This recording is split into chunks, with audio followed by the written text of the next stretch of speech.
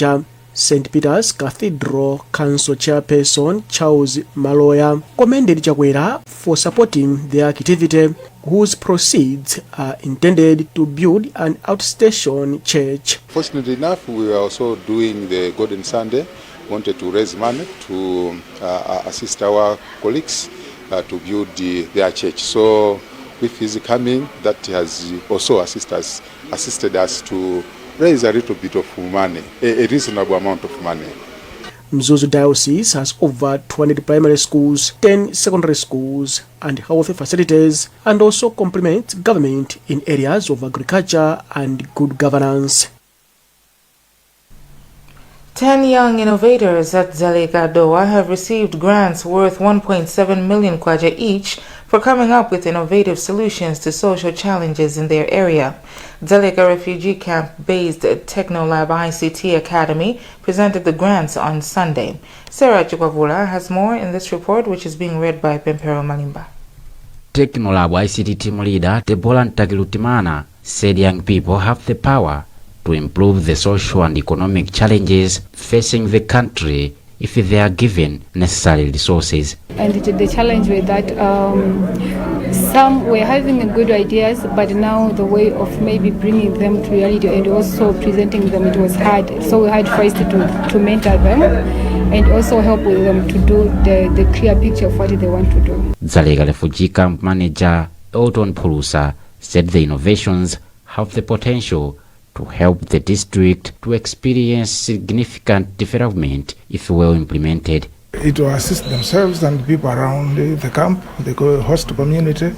They are going to benefit from the encouragement of the grants to these students. One of the recipients, Tuonge Msukwa, expressed hope that her community will benefit from her innovative project. This gives me an opportunity to implement my business idea that I developed from the research that I had. And meanwhile also, being a supplier or a depot for poultry, I'll enable those having smaller capital, a little capital, to also indulge into chicken selling business. The initiative was funded by the World Bank, United Nations High Commission for Refugees, Public-Private Partnership Commission, and Luntha Ndichuma. Salima Sugar Company Limited's executive chairman, Westa Kosamo, has said the future of the company looks promising. Kosamo has told Times things have started moving in the right direction at the once troubled sugar maker. He said this on the sidelines of a presentation of the draft function review report by Omega Consulting and Training on public procurement by the Public Procurement and Disposal of Assets Authority. Jaunga Sabola reports. According to Kosam, the firm has had a 23 billion kwacha debt with a local bank which had not been paid for some time, but that they have now started servicing the loan and they have already paid about 2 billion kwacha. Basically, we have brought in our consultants and the managers and supervisors of this company to be oriented on the draft proposal on the functional review. We are looking at all the positions. Every employee in those positions must know what they are supposed to do. Salima Sugar Farm Supervisor Charity Kanono Salapa held the firm for the functional review, saying it will help every staff member to concentrate on their core duties. This meeting is crucial to my job as a farm supervisor from the farm department in such a way that as a farm supervisor, I'll be able to know what are my responsibilities and what am I supposed to do at the farm in as far as farming sugarcane is concerned. Last year, a forensic audit report by Audit Concert revealed that about $30 million, or about 52.5 billion kwacha, was plundered at the Salima-based sugar maker by politicians, civil servants, and foreign investors. About 325,000 poor households in the country have benefited from the Social Cash Transfer Program since its inception years ago. There have been mixed reactions as to the effectiveness of social protection programs in reducing poverty. While some say they promote heavy reliance to handouts, economist Bertha Chigadza says the programs have changed lives of some of the poorest households. But as Daniel Zimba reports, Chigadza calls for the need for Malawi to focus on the root causes of poverty other than on short-term handouts. The Malawi Social Cash Transfer Program is under the National Social Support Program. The initial goal of the program is to reduce poverty and school dropouts. According to Chigadza, the program has the potential to alleviate poverty in the short term. Chigadza, however, stresses the need for Malawi to focus on the root causes of poverty other than on short-term handouts to people, as this may lead to high dependency syndrome. An assessment by the World Bank ranks Malawi among poorest countries in the world. According to the report, 70 out of every 100 people in Malawi live below the extreme poverty line of $2.2, an equivalent to about 3,700 kwacha per day. In the 2023-2024 national budget, the government of Malawi allocated about 2.8 billion kwacha towards social protection programs. Launched in 2006 as a pilot in Chinji district, the Malawi Social Cash Transfer Program has approximately benefited more than 300,000 poor families in 22 out of 28 districts across the country. Activists have asked the Malawi Electoral Commission (MEC) to reduce nomination fees by 50% for female candidates in the upcoming 2025 general elections. The initiative seeks to enhance women's participation in politics and support the 50-50 campaign. Wezigosi reports. NGO Gender Coordination Network chairperson Maggie Katwera Banda emphasized that MEC plays a crucial role in the 50-50 campaign's success in elections. She noted that many women are eager to participate in politics but face financial challenges. We need support in terms of training the women. We need support in terms of raising awareness to the voters on the importance of voting for women. We need resources in terms of supporting women to put up effective campaigns. So we need a lot of money for us to be able to effectively deliver on the mandate that we have as NGO Gender Coordination Network. MEC spokesperson Sangwani Mwafulirwa mentioned that nomination fees will be announced in November 2024 as required by law. He says anyone with issues should formally address them to the Commission. MEC chairperson Annabel Mtalimanja highlighted that the theme for the 2025 election is promoting democracy leadership through your vote, guiding all election-related activities. Vice President Michael Usi has promised to bring donors back for the construction of Nasolo Bridge in Dirande, Blantyre, which is currently in a dilapidated state. The Vice President made the pledge after touring the site recently. Usi says the donors put out on a commitment to construct the bridge following the misconduct of some government officials. Usi had this to say after touring the site. We had an opportunity of fixing this bridge 1.5 years ago, but because of certain individuals whom I don't want to embarrass, that played a role for this bridge to be still in this state today. But having consulted the state president, he empowered me to go ahead and plead with the donors, with the friends that had promised to help fix this bridge.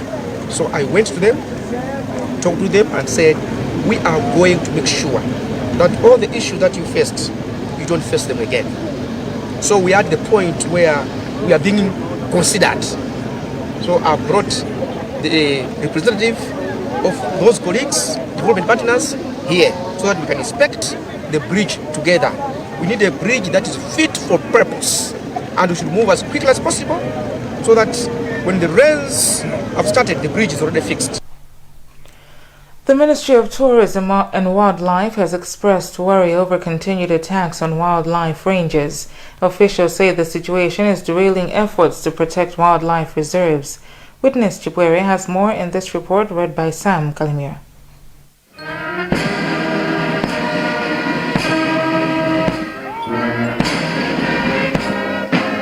Minister of Tourism Vera Kantukule disclosed this in Rumpi during a joint commemoration of 2024 World Wetland, Wildlife and Rangers Day ceremony. Kantukule said poaching leads to the decline of endangered species and disrupts biodiversity. People that are living around these areas, that whose responsibility it is to ensure that they are protecting the protected areas together or alongside the rangers. I can never overemphasize the role that our rangers play. Every single day they are hunted down as animals. It is. You should see. You saw one of the rangers. He was injured. He was injured by an animal, but most times they are also injured by human beings, poachers. Commenting on the matter, country manager for African Parks in Malawi, Sam Kamoto, said addressing poaching requires collaboration among countries, NGOs and international organizations to combat wildlife trafficking and enhance protective measures. Kamoto added that raising awareness about the importance of wildlife conservation can help foster a culture that values and supports rangers and their work. We would like to try as much as possible to request members of the communities, particularly those that are living next to the protected areas, that they should give us a lot of support. They need to understand that we are protecting these natural resources, wildlife, for the country, but for themselves as well. The commemoration was held under the theme People and Nature Conservation.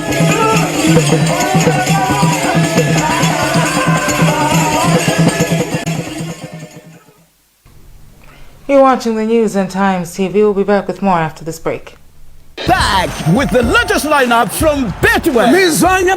Betway's front three starts strong with cash out and sweat bet. Plus, you can boost your sports bet with Win Boost. And pick up any penny. Pali freebie Friday. Smart Pigs. Build our bait. They've also got their back two, Odds Boost and Betway stance. You always get way more with Betway.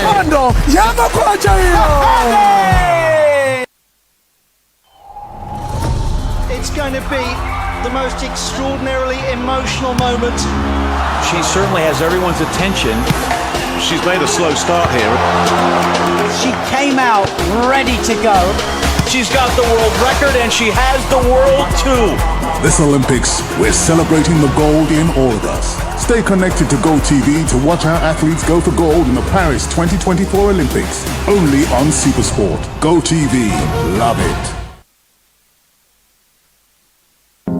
You have all your MASM information in one place. With the MASM mobile app, all MASM members register on the MASM mobile app. Download the app from Apple Store or Google Play Store. Install and open. Click register to register. Enter your membership number. The default membership number has 9 digits. If you don't succeed, try 11 digits. Choose your name, password, and OTP destination. Remember, when adding your mobile number, 265, not plus 265. You can also register with your email address easily and keep updated with your MASM account right in the palm of your hand.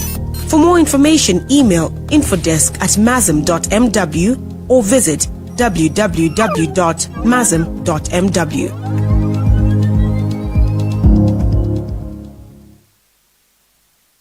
Nkuyu said misinformation is. Welcome back. Still in the news, Information Minister Moses Nkuyu has asked Malawians to be careful with politicians who are misinforming people. Nkuyu, who is also Malawi Congress Party campaign director, said this on Saturday at a public rally in Gumanda village, traditional authority Kuntaja in Blantyre. Richard Jirombo reports. Nkuyu said misinformation is posing a threat to national development efforts. That is something that is missing because we have now access to the internet, but how we are using it, we are not putting it to some productive use.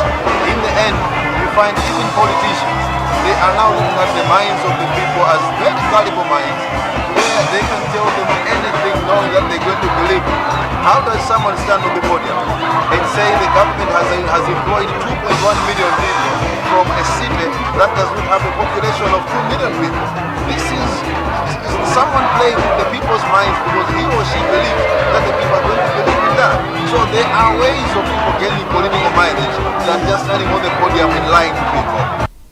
Speaking about the race for the Malawi Congress Party Vice Presidency, Kunkuyu said he, like anyone else, has a right to contest. The vice presidency of the Malawi Congress Party is something that is necessitated by the need to have people that resonate with the ground. People that know the Malawi Congress Party, people that know what the Malawi Congress Party stands for, people that respect the values of the Malawi Congress Party. If we are to face the election next year, we need to have a house that is strong. And what is happening at the convention is not any cause for divisions. It's a process. And the convention is a process. It happens every 5 years.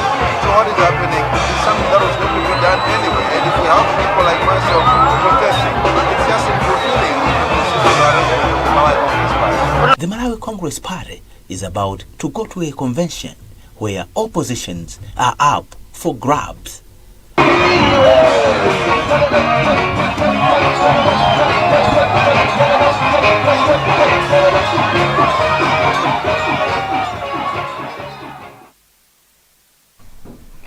Demand for blood in the central remains high as compared to the supply, officials at the Malawi Blood Transfusion Service have said.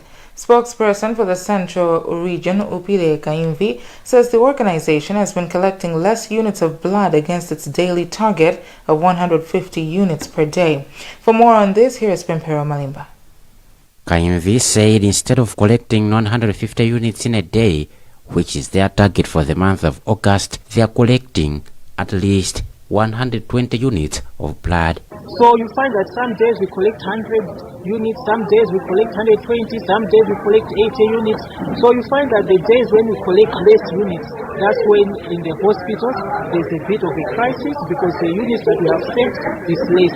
The days when we collect more than 150 units, those are the days where everybody is assisted accordingly. She said blood collection in some instances is affected by misconceptions which exist among people. She, however, expressed hope that through the sensitization campaigns which they are conducting will help to solve the problem. Commenting on the development, public health expert Adamson Mula said there is a need to channel more resources to the Malawi Blood Transfusion Service to ensure its effective operations. Mula further called for more efforts to be made to help addressing road accidents that involve Kapaza operators. Increased number of accidents, injuries arising from especially Kapaza. This is something that needs public attention, and it needs public attention urgently.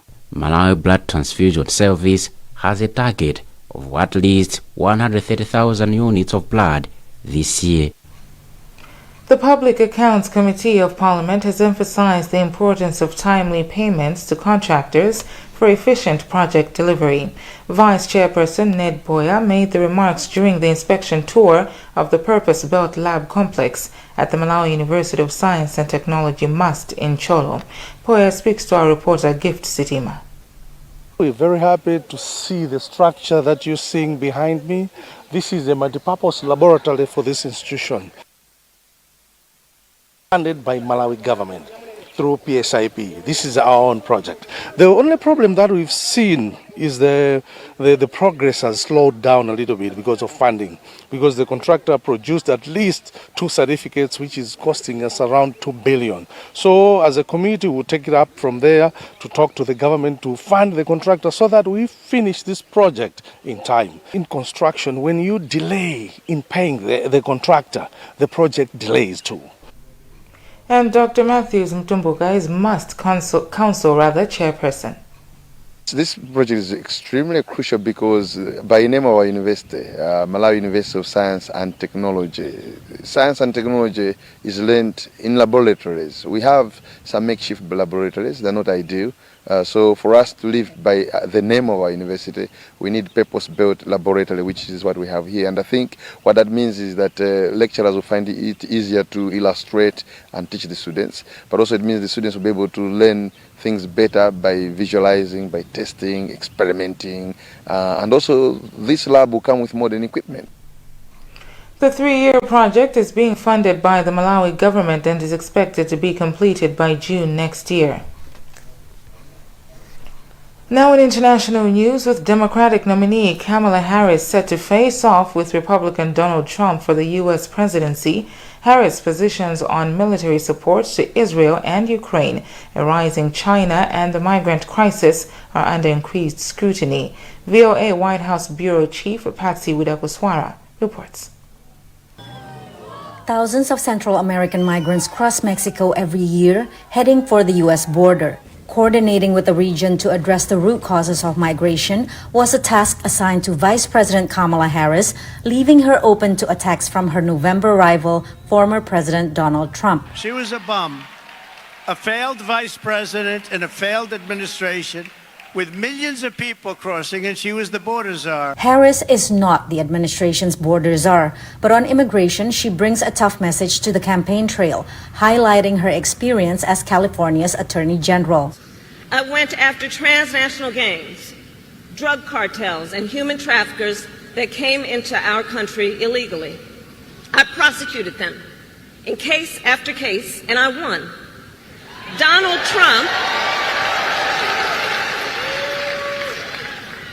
Trump, on the other hand, has been talking a big game about securing our border, but he does not walk the walk. If elected, Harris said she'll bring back President Joe Biden's border bill that was killed by pro-Trump Republicans in Congress. She'd continue his efforts to help Ukraine while preventing direct war with Russia and work to maintain unity among NATO allies. Also expect continuity in the Indo-Pacific. The United States stands with the Philippines in the face of intimidation and coercion in the South China Sea. And on trade with China. She will continue, as she has said, to try to de-risk from China. We know that when she ran for president in 2020, she was fairly tariff averse. Like President Biden, she seems to have changed her mind about that. So more continuity than otherwise. On Gaza, Harris is aligned with Biden, aiming for a ceasefire and preventing a regional war. However, with a large swath of the Democratic electorate angry at Biden's staunch support for Israel, Harris appears to be much more sympathetic to Palestinian casualties. We cannot allow ourselves to become numb to the suffering, and I will not be silent. Harris has embraced the Biden doctrine of leading by relying on allies and partners and has focused on non-traditional security threats, chairing the National Space Council and promoting the administration's policies on artificial intelligence and climate. So when people say, oh, she just had the immigration portfolio and we have a terrible immigration problem, they aren't really encompassing the full role that she's played in every region of the world. Despite her almost 4 years of traveling the globe, meeting 150 heads of state and government, Trump says Harris is inexperienced and unaccomplished. She is a radical left lunatic who will destroy our country. Her response? If you got something to say it to my face. Patsy Widakuswara, VOA News at the White House. Well, that's the news for now, but before we go, the headlines again. Mzuzu Diocese calls on the government to improve road infrastructure in the northern region. Experts caution on social protection approaches as 325,000 poor households benefit from social cash transfer programs. And in other news, continued attacks on wildlife rangers affects conservation efforts.